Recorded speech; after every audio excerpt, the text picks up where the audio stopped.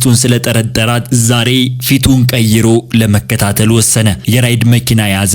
ከዛም በመኪናው ከኋላ ወንበር ላይ እንድትቀመጥ አደረገ። በመስታወቱ ጸጉሯን አስተካከለች። ከዛም የምትሄድበትን አድራሻ ተናገረች። ነገር ግን እስካሁን ባሏ እዛው እንዳለ ምንም አልገመተችም። ከዚያም ሹፌሩ እንደሌለ ሁሉ ማውራት ጀመረች። ነገር ግን ከሹፌሩ ወንበር ላይ የተቀመጠው ባሏ ነበረ። በሚቀጥሉት 22 ደቂቃዎች ውስጥ የተናገረቻቸው ነገሮች ትዳራቸውን አፈረሰ። ድብቅ ሚስጥር አጋለጡ። እናም የነበረችበትን ህይወት ሙሉ በሙሉ አበቃለት። ሰላም ውድ ተመልካቾቼ፣ የዛሬው ታሪካችን ደግሞ እጅግ አስተማሪ ነው ብዬ ያሰብኩትን ታሪክ ይዤላችሁ መጥቻለሁ። ለቻናሉ አዲስ ከሆናችሁ ሰብስክራይብ፣ ላይክ፣ ሼር እንዲሁም ደግሞ የደወል ምልክቷን ስትነኩ ሁሌም አዳዲስ ቪዲዮዎች ሲለቀቁ ለእናንተ ቀድመዋችሁ ይደርሳሉ። በተለይ ደግሞ ከየት አካባቢ ሆናችሁ እንደምትመለከቱኝ በኮሜንት መስጫ ላይ ያሳውቁኝ።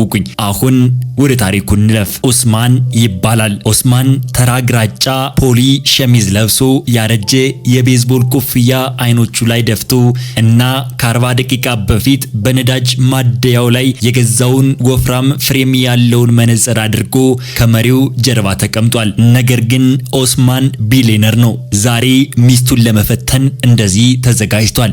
ምንም ሮሌክስ ሰዓት የለውም። የተስፋ የቅንጦት ልብስ የለውም። የአልማዝ የእጅ ማሰሪያ የለውም። በደቡብ ፍሎሪዳ እንደሚገኝ ሌሎች የራይድ ሹፌሮች ተራ ሰው መስሏል። ቢሊየነር አይመስልም ነበረ። ዋናው ነጥብም እሱ ነበረ። የኋላውን በር ከፈተና ሚስቱን አስገባት። አሚናታ ዲያቶ ሁልጊዜ እንደምታደርገው በልብ ሙሉነት ዓለም ለሷ እንደተፈጠረች በሚመስል ሁኔታ ተንሸራሽራ የኋላውን በር ላይ ተቀመጠች። ጸጉሯ አዲስ ተሰርቷል። የለበሰችው ነጭ ቀሚስ ዋጋ ምናልባትም የብዙ ሰዎች የዓመት የቤት ኪራይ ይሸፍናል። ሽቷ በ3 ሰከንድ ውስጥ መኪናውን አጥለቀለቀው። ቀና ብላ አላየችውም። የፀሐይ መከላከያ መስታወቱን አውርዳ ሊፕስቲኳን አረጋገጠች። ጉትቻዋንም አስተካከለች። ከዛም አድራሻውን ተናገረች። ድምጿ ከ7 ዓመት በፊት በአሚና ዩኒቨርሲቲ የመማሪያ አዳራሽ ውስጥ የወደደላት ያው ድምጽ በሰርጋቸው ዕለት በ200 ሰዎች ፊት እሺ እቀበላለሁ ያለው ያ ድምጽ በየቀኑ ጠዋት እንደሚወዳት የሚነግረው ያው ድምጽ ያ ድምጽ አሁን ግን እንደ ዕቃ ቆጥሮት አናገረው። እሺ እመቤቴ አለ ኦስማን። ማንም ሊያስታውሰው የማይችለውን ዝቅተኛና ደብዘዝ ያለ ድምጽ ተጠቀመ። ከመንደሩ ዳር ተነስቶ ወደ ትራፊኩ ተቀላቀለ። እጆቹ መሪውን አጥብቀው ይዘዋል። እሷ ስልኳ ላይ የሆነ ነገር እያየች በፈገግታ ትጽፋለች። ለወራት ለሱ ያልሳቀችውን ፈገግታ። ምን ያህል ይቀረናል ስትል ጠየቀችው ቀና ሳትል። ከ20 እስከ 25 ደቂቃ ያህል በትራፊክ ምክንያት ሊፈጅ ይችላል ጥሩ ብላ መለሰች። 20 ደቂቃ የሚፈልገው ያን ብቻ ነበረ። ከጀርባው 3 ጫማ ርቀት የተቀመጠችው ሴት ያገባ ሴት መሆኗን ወይም ደግሞ ሌላ ሰው መሆኗን ለማወቅ 20 ደቂቃ ይበቃዋል። ስልኳ ጮኸ። ወዲያውኑ አነሳችው። ሄሎ ጓደኛ ያለች። ጓደኛዋ ፋቱ ነበረች። ኦስማን ስሜቱን አወቀው። ከፋቱ ጋር ስታወራ ድምጿ ይቀያየራል። ከፍ ያለ ይሆናል። መጠንቀቅ እንደማያስፈልጋት አይነት ስሜት ውስጥ ገባለች። አይ መኪና ውስጥ ነኝ የሆነ ሹፌር ጋር። ቆይ በመስታወት በኩል ወደ ኋላ ተመለከተች። ኦስማን አይኑን መንገድ ላይ አድርጓል። ኮፍያው ዝቅ ብሏል። መነጽርም አድርጓል።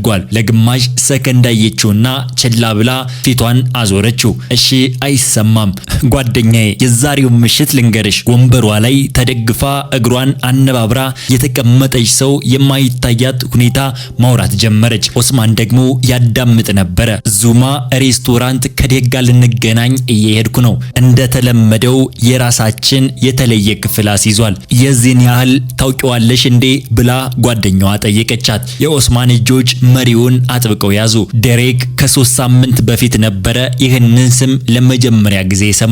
አሚናታ ሻወር ውስጥ እያለች ስልኳ ላይ ድንገት አንድ ቴክስት ይገባል። ነገር ግን እየሰለላት አልነበረም። በአልጋው አጠገብ ያለውን የራሱን ስልክ ለመውሰድ ሲሞክር የስልኳ ስክሪን በራ። ከዛም ቴክስቱ እንዲህ ይላል፣ ዛሬ ማታ ላገኝሽ እፈልጋለሁ በለመድነው ቦታ። አንድ መልእክት ብቻ ነበረ።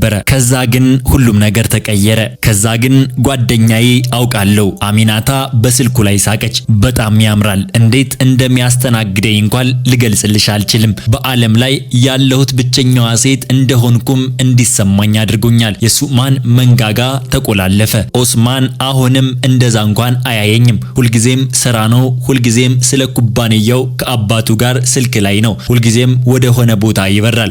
ቤት ውስጥ ራቁቴን ብዞር እንኳን የላፕቶፕ ቻርጀሬን አይተሽዋል ብሎ ነው የሚጠይቀኝ። ሳቀች። ፋቱም በሌላ በኩል ሳቀች። ኡስማን ግን አልሳቀም።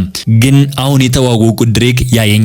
ባለፈው ሳምንት ምን እንዳለኝ ታውቂያለሽ ብላ ጠየቀቻት። አሚናታ አንቺ በየቀኑ የሚመርጥሽን ሰው እንጂ አንድ ጊዜ መርጦሽ ከዚያ የረሳሽን ሰው አታገቢም አለኝ አለቻት። እንደ ቅኔ ቆጠረችው። አንድ ሰው ሊናገረው የሚችለው እጅግ የፍቅር ንግግር ይመስል ተናገረችው። የ2.3 ቢሊዮን ዶላር የቴክኖሎጂ ኩባንያ የገነባው የባህር ዳርቻ መኖሪያ ቤት የገዛላት ለልደቷ ቀን ደግሞ ወደ ፓሪስ ይዟት የበረረ ሰው ያ ሰው ጠንክሮ ስለሚሰራ ብቻ የበደላት ይመስላት ነበረ። አዎ ዛሬ ምሽት ነው የምነግረው። ለደሬክ ለመናገር ተዘጋጅቻለሁ። የፋጡ ድምጽ በስልኩ ላይ ስፒከር በኩል በጣም ቀጭን ሆኖ ተሰማ። ለምን ለመልቀቅ ተዘጋጀሽ ስትል ጠየቀቻት። መኪናዋ ለሰከንድ ያህል ከመስመሯ ወጣ አለችና ኡስማን ወዲያውኑ አስተካከላት።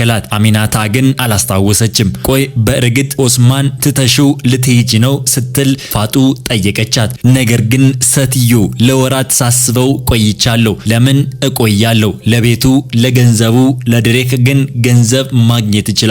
እሱ የፋይናንስ ዘርፍ የሚሰራ ውጤታማ ነው። አሚናታ ባልሽ ቢሊየነር እኮ ነው ስትል ጓደኛዋ ጠየቀቻት። ቢሊየነር ይሁን ሚሊየነር እኔን ደስተኛ ካላደረገኝ ምን ልዩነት አለው? በየወሩ ወደ አካውንቴ ገንዘብ እየላከ ፍቅር ነው ከሚለኝ ይልቅ እራት ጋብዞኝ በጠረጴዛው ማዶ አይኔን እያየ የሚደልለኝ ሰው ይሻለኛል። ኡስማን ምላሱን ወደ ላንቃው አጥብቆ ተጫነው። ግፊቱ አንድ ነገር እንዳይናገር አደረገው። መኪናውን እዛው ማርከርት ላይ አቁሞ የጭንቅላት ቆቡን እንዳይወልቅ ራሱን ተቆጣጠረ። ገና አልጨረሰችም። ሁሉንም መስማት ነበረበት። ከ3 ሳምንት በፊት ኡስማን በሚያሚ ውስጥ በጣም ደስተኛ ሰው ነበረ። ኦቨርታውን ውስጥ በአንድ መኝታ ቤት አፓርታማ ውስጥ የጀመረው አሁን በብሬክት ወደሚገኘው የመስታወት ግንብ ያደገው የሳይበር ደህንነት ድርጅት ዲዮፕ ቴክኖሎጂ ባለቤት ነበረ። የሚወዳት ሚስት በኮኮናት ግሬቭ የውሃ ዳርቻ ላይ የሚገኝ ቤትና ልክ በልጅነቱ ዳካር ውስጥ ሆኖ በተሰበረ ቴሌቪዥን የአሜሪካ ፊልሞችን ሲያይ ይመኘው የነበረን አይነት ህይወት ነበረው። ወደ አሜሪካ የመጣውም በ14 ዓመቱ ሲሆን ምንም እንግሊዘኛ አይናገርም ነበረ። እናቱ በሚያሚ ቢች ሆቴሎችን ታጸዳ ነበረ። አባቱ ደግሞ በሳምንት 6 ቀን የጭነት መኪና ይነዳ ነበረ። ልጃቸው እድል እንዲያገኝ ደክመዋል። ኡስማን ያንን እድል ተጠቅሞ ወደ ግዙፍ ኢምፕሎየር ቀየረው። ነገር ግን ኢምፕሎየሮቹ ጊዜ ወስዳሉ። ዘግይተው የሚጨረሱ ምሽቶችን፣ ማለዳ መነሳትን፣ ያመለጡ የራት ግብዣዎችንና የማይዘገዩ የስልክ ጥሪዎችን ይጠይቃሉ። ዲዮፕ ቴክኖሎጂን ወደ 2.3 ቢሊዮን ኩባንያ በገነቡ ስብሰባዎች፣ በረራዎችን፣ ስምምነቶችን መካከል ኡስማን በራሱ የአሚናታ መካከል ያደረገው የወጣውን ርቀት መስታወት አቆመ። እሷ ስለ ውሎ መጠየቅ አቆመች። እሱ ደግሞ እሷ መጠየቅ ማቆሟን አላስተዋለም።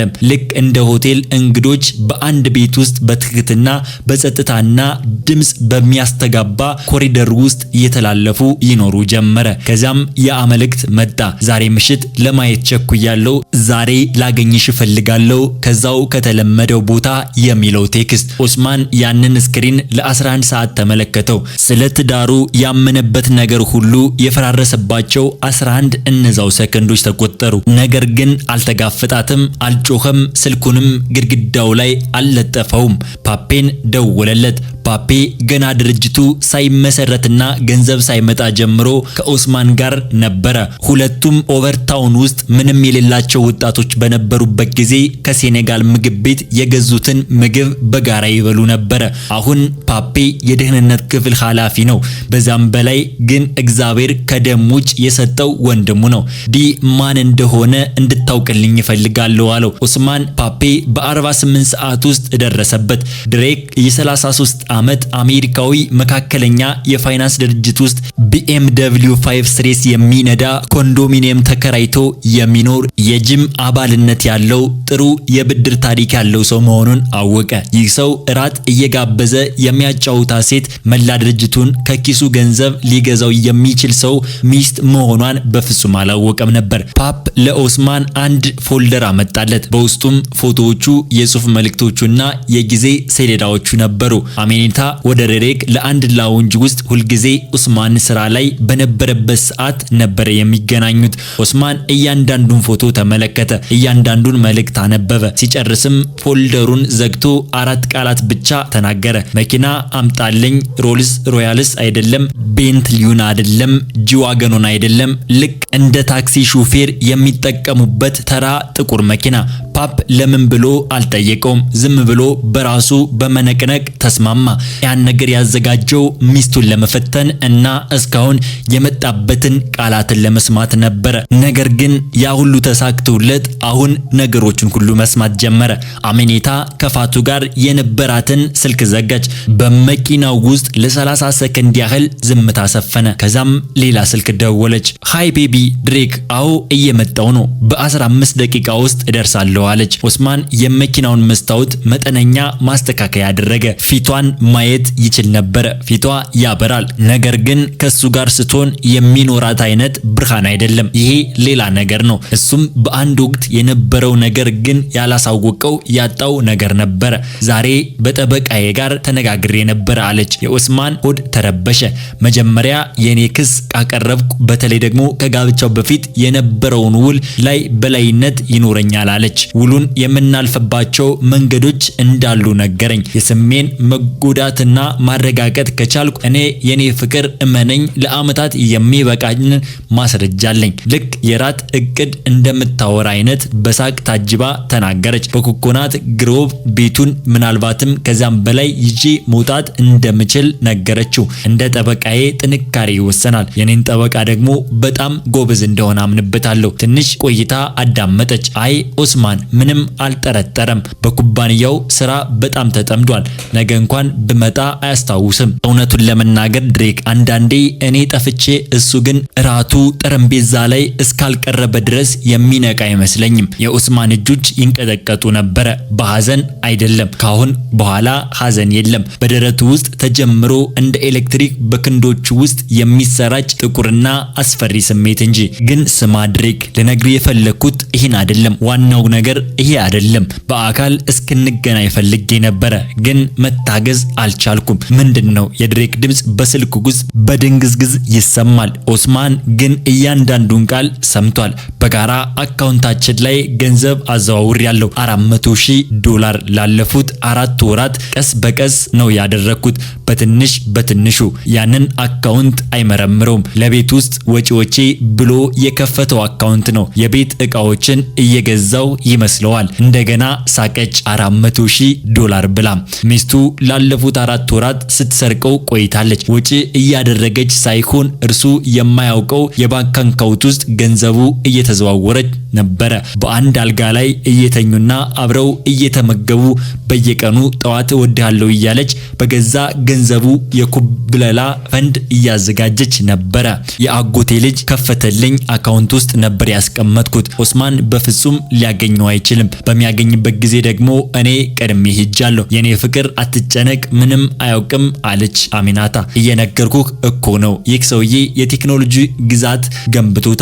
ነገር ግን የገዛ ቤቱ ውስጥ ምን እየሆነ እንዳለ ማየት አይችልም። የሚገርመው እሱ አይደለም። የሳይበር ደህንነት ንጉስ የሆነው ሰው የራሱን ትዳር እንኳን መጠበቅ አይችልም ስትል ከትከት ብላ ሳቀች። ከዛ ጊዜ ኦስማን ውስጡ የሆነ ነገር ጭጭ አለ። ከፍተኛ የጩኸት ስብራት ሳይሆን የጸጥታ ስብራት። ምንም ከሌለበት ተነስቶ ሁሉንም ነገር የገነባ ሰው፣ በዓለም ላይ ከሁሉ በላይ የሚያምነው ሰው፣ ቁርሱ ጠረጴዛ ላይ እያየችው ፈገግ እያለች ቁራጭ በቁራጭ ስታፈርሰው የነበረ ሲረዳ የሚሰማው አይነት ስሜት። መሪውን አጥብቆ ሲያይዘው የጣቶቹ መገጣጠሚያዎች አመሙት። አሚናታ ለድሬክ ዝርዝር መረጃዎችን፣ የጊዜ ሰሌዳውን፣ የጠበቃውን ስልትና የአካውንቱን ቁጥሮች ሁሉ እየነገረችው ነበር። መኪናውን እየነዳ ያለው ሰውዬ እንደሌለ ወይም ደግሞ እንደ መንፈስ ነበር የቆጠረችው። መንፈሱ ግን ማስታወሻ እየያዘ መሆኑን አላወቀችም። ለድሬክ ጋር የነበረውን ስልክ ዘጋች። ሜካፓን በድጋሚ ፈተሸች። ሽቶዋንም እንደገና መንፋት ጀመረች። ሹፌሩ ስንት ደቂቃ ይቀረናል ብላ ጠየቀችው። 7 ደቂቃ ያህል አላት። ከዛም እሷ ፍጥነት ጨምር፣ በጣም አስፈላጊ ሰው ላገኝ ነው አለችው። አስፈላጊ ሰው ሲል ጠየቃት። አዎ ብላ መለሰች። ኦስማን በዝምታ መንዳቱን ቀጠለ። አእምሮው ውስጥ በሰዓት 1000 ማይል ይሮጣል። እጆቹ ግን አሁንም ረግተዋል። መንቀጥቀጡ ቆሟል። የሆነ ነገር ውስጡ ጠቅ አለ። ሐዘኑ፣ ክህደቱ፣ ቁጣው፣ ሁሉ ነገር ተጨምቆ ወደ ቀዝቃዛና ትኩረት ወዳለው ቁርጠኝነት ተቀየረ። ምን ማድረግ እንዳለበት አወቀ። ወደ ዙማ ሬስቶራንት የሚወስደው መታጠፊያ አለፈ። መንዳቱን ቀጠለ። አሚናታ ከስልኳ ቀና ብላ መታጠፊያውን ሳትከውኩ አለችው። አውቃለሁ። ምን ማለት ነው አውቃለሁ? መኪናውን አዙረው ብላ ጠይቀችው። አይሆንም ብሎ መለሰላት። ወደፊት ተጠግታ ይቅርታ መኪናውን አዙር አልኩህ እኮ ሬስቶራንቱ በዛ በኩል ነው የቀረው ስትል ጠቆመች። ተቀመጪ አሚናታ ብሎ ስሟን ጠራው። የገዛ ስሟን በዛው ድምፅ መስማቷ እንደ ጥፊ አረገዳት። ደነገጠች። አፏ ተከፈተ፣ ተዘጋ፣ ደግሞ ተከፈተ። አንተ እንዴት ስሜን ታውቀዋለህ ብላ ጠየቀችው። ኦስማን እጁን ሰዶ የለበሰውን ባርኔጣ አነሳ፣ መነጽሩንም አወለቀ። የኋላ መመልከቻ መስታወቱን እሷ ፊቱን በግልጽ ማየት እንድትችል አስተካከለው። ፊቱ ሙሉ በሙሉ ጥርት ባለ ሁኔታ፣ ጥርጥር በሌለበት ሁኔታ አወቀችው። ኦስማን መኪናውን መንዳት ቀጥሏል። አይኖቹ መንገድ ላይ ናቸው። ኦስማን ወደ ኋላ ተቀመጥ። ምንድነው? ምንድነህ? ለምን እንዴት ሆንክ? ለምን ያህል ጊዜ ነው የቆየኸው? አለችው አሚናታ። ኦስማን መለሰላት። ሙሉ ጉዞውን አሚናታ ብሎ መለሰላት። ሁሉንም ነገር ሰምቻለሁ። ፋቱ ድሬክ ጠበቃው ያ $400,000 የቅድመ ጋብቻ ውል ስትይ ለአጎትሽ ልጅ የከፈትሽው የባንክ አካውንት እያንዳንዱን ቃል ሰምቻለሁ ብሎ መለሰላት። መኪናው ውስጥ ዝምታ ሰፈነ። ዝምታ ብቻ ሳይሆን ጸጥታ፣ የክደት ስሜት ያለው ደረቱ ላይ የሚጫጫን አይነት ጸጥታ። የአሚናታ ስልክ ከእጇ አምልጦ ወንበሩ ላይ ወደቀ። የኔ ጌታ ላስረዳህ እችላለሁ፣ አታድርግ፣ አንተ እንደምታስበው አይደለም ብላ መለሰችለት። ለድሬክ የነገርሽውን እኔ ምንም የማላውቅ የዋህ እንደሆንኩ ነው አላት ኦስማን። የሳይበር ደህንነት ንጉስ የራሱን ትዳር መጠበቅ አይችልም ብለሽ ተሳለቅሽብኝ። እኔ አንቺ የፈለግሽውን ሁሉ ለማሟላት በቀን 18 ሰዓት እሰራለሁ። አንቺ ከእኔ $400,000 ለመስረቅ እየሳቅሽ ነበረ። ኦስማን እባክህ ስትል ጠየቀችው። ይህንን ህይወት የገነባሁት በእጆቼ ነው አሚናታ። እናቴ የሆቴል ክፍሎችን ታጸዳ ነበር። አባቴ ጀርባው እስኪላላ ድረስ መኪና ይነዳ ነበር። እኔ እድል እንዲኖረኝ እነሱ ሁሉንም ነገር መስዋዕት አድርገዋል። እኔም ያንን እድል ተጠቀምኩበት። የገነባሁት ለእኔ ብቻ ሳይሆን ለኛ ሊኖረን ለሚገባው ህይወት ነበረ። ድምጽ አልጮህም። ይልቁንም የሚያስፈራራው የድምጽ መረጋጋት ነበረ። ነገር ግን እኔ የገነባሁ ያለ አንቺ ትሰርቂ ነበረ። እኔ ስሰራ አንቺ ትዋሽ ነበረ። እኔ ለስራ ስበርና ውሎችን ስፈርም አንቺ እኔን ጥለሽ ለመሄድ ገንዘብን ወደ ተደበቀ አካውንት ታዘዋውሪ ነበረ። አሚናታ ግን አሁንም እያለቀሰች ነው። በፊልም ላይ እንደምታሳየው አይነት የሚያምር ለቅሶ ሳይሆን መሸሸጊያ ያጣ ሰው የሚያለቅሰው አይነት አስጠሊታ ለቅሶ ነበር። እወድሃለሁ ኦስማን፣ እወድሃለሁ ስትል መለሰችለት። ከ20 ደቂቃ በፊት በዚህ መኪና ውስጥ ለድሬክ የነገርሽው አካውንትሽ ውስጥ ገንዘብ ከሚያስገባ ሰው ይልቅ ራት የሚጋብዘኝን ሰው እንደምትመርጭ ነው። ኦስማን መኪናውን መንገድ ዳር አቆመው። ሞተሩን አጥፍቶ ወደሷ ዘወር አለ። ለመጀመሪያ ጊዜ አይኖቿን አያቸው። ያ ያገባችው ሞቅ ያለ አይን አልነበረውም፣ የጨከነ የቆረጠ አይን እንጂ። ኦስማን ምን እያደረክ ነው ስትል ጠየቀችው። ከፊት ለፊታቸው የቆመ ጥቁር ኤስዩቪ መኪና ተከፈተ። ጥቁር ልብስ የለበሰ በጆሮ ማዳማጫ ያደረገ ወደ መኪናው መጥቶ በእጁ የተያዘውን ትልቅ ፖስታ ሰጠ። አሚናታ እየተንቀጠቀጠች ምንድነው ይሄ? ምንድነው እሱ? ምን እየሆነ ነው አለች። ፓፒ የመኪናውን የኋላ በር ከፍቶ ፖስታውን ለአሚናታ አጠገብ አስቀመጠው። ኦስማን ክፈችው አላት። እጆቿ በጣም ይንቀጠቀጡ ስለነበር ማህተሙን ለመቅደድ ተቸገረች። ውስጡ ሰነዶች ነበሩ። የመጀመሪያው ገጽ ስታነበው ፊቷ ነጣ። እነዛ የፍቺ ወረቀቶች ናቸው አለ ኦስማን። ጠበቃዬ ዛሬ ጠዋት ያዘጋጃቸው። እንደ አንቺ ጠበቃ የቅድመ ጋብቻ ውሉን የምናልፍበት መንገድ መፈለግ አያስፈልግም። ምክንያቱም ውል በውስጡ የክደት አንቀጽ አለው። ይህም ማለት ወደዚህ ትዳር ይዘሽ የመጣሽውን የፈለግሽውን ብቻ ይዘሽ ትወጫለሽ ማለት ነው። ኦስማን ምንም ማለት ስትል ጠየቀችው። ምንም ይዘሽ አልመጣሽም፣ ምንም ይዘሽ አትሄጅም። የጋራ አካውንታችን ከዛሬ ምሽት 12 ጀምሮ ታግዷል። ያዘዋወርሽው $400,000 በሂሳቡ ባለሙያዎች ተገኝቷል። እያንዳንዱ ዶላር በሰነድ ተይዟል። የአጎትሽ ልጅ አካውንትም ታግዷል እና ያንቺ BMW ባለቤት ፍቅረኛ ድሬክ ኦስማን ንግግሩን ገታ አደረገና ፓፕ ዛሬ ከሰዓት በኋላ ሂዶ አይቶታል። አሚናታም ማን እንደሆነች ባሏ ማን እንደሆነ በግልጽ አሳይቶታል። ድሬክም ይቅርታውን ልኳል። ዛሬ ማንም ዙማ ምግብ ቤት ውስጥ አይመጣም። አሚናታ አፏን ከፈተች። ምንም ቃል አላወጣችም። ሜካፓ ፈሰሰ። ነጭ ቀሚሷ ተጨማዷል። እቃሽን በዚህ ሳምንት መጨረሻ ከቤት መውሰድ ትችያለሽ። ፓፕ ይቆጣጠራል። 72 ሰዓት አለሽ። ኦስማን እባክህ ተሳስቻለሁ፣ ብቸኝነት ተሰምቶኝ ነበረ፣ አንተ ሁሌ ከኔ ጋር ስለሌለህ አለችው። እኔ ለወደፊት ህይወታችንን ስገነባ ነበር፣ አንቺ ግን እያፈረስሽው ነበረ። ኦስማን ወደፊት ዘወር ብሎ ሞተሩን አስነሳ። ወደ ዙማ አትሄጅም፣ ፓፕ ወደ ፈለገበት ቦታ ይወስድሻል፣ ግን ወደ እኔ ቤትም ወደ ድሬክ ቤትም አይሆንም። ኦስማን በመኪናው ወረደ። የሚያሚያ ምሽት አየር ፊቱን መታው። ፓፕ የኤስዩቪ መኪናውን በር ከፈተለት። ኦስማን ቆም ብሎ በመጨረሻ ጊዜ ወደ መኪናው ተመለከተ። በመስታወቱ ውስጥ አሚናታ የፍቺ ወረቀቱን ይዛ ስታለቅስ አያት። ስልኳ ዝም ብሏል። ድሬክ አልደወለላትም። ፋቱም አልደወለችላትም። ማንም አልደወለላትም። ብቻዋን ቀረች። ከገንዘብ ይልቅ ራት መጋበዝን እመርጣለሁ ያለች ሴት ሁለቱንም ማጣት ምን እንደሚመስል ልታውቅ ነው። ከ6 ሰዓት በፊት በሚያሚ መሃል ከተማ በድሬክ ኮንዶሚኒየም ድሬክ ለእራት እየተዘጋጀ ነበር።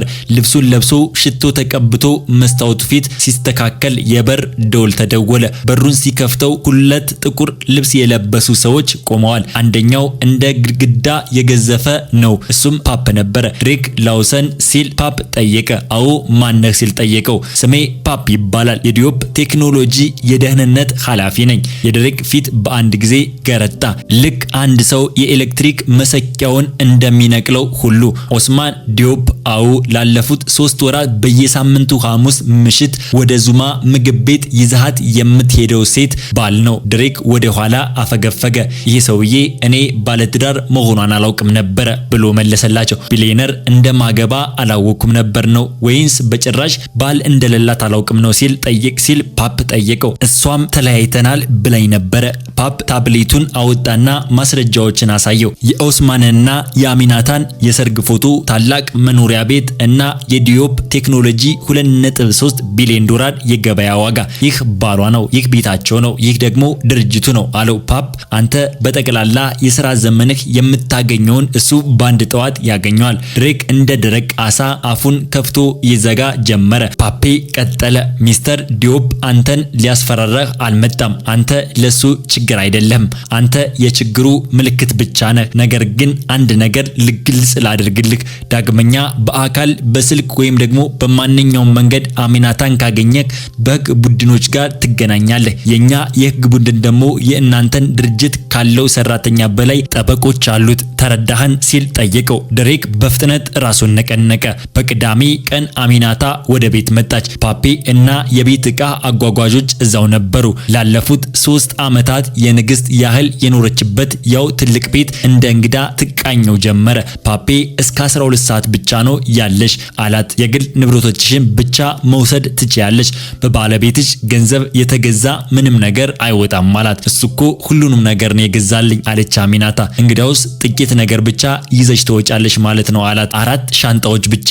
ያ ሁሉ ክብርና ዝና 4 ሻንጣዎችን ተቀየረ። ከመውጣቷ በፊት ኦስማን በስልክ አነጋገራት። ድምፁ ውስጥ ንዴት የለም፣ ግልጽነት እንጂ። አሚናታ አልጠላሽም አላት። ሁሉንም ነገር እንድሰጥሽ ስል ጠንክሬ ሰርቻለሁ። ምናልባት ቤት መገኘት ነበረብኝ። ከባለ ሀብቶች ይልቅ ካንቺ ጋር መመገብ ነበረብኝ። ያ የእኔ ስህተት ነው፣ እቀበላለሁ።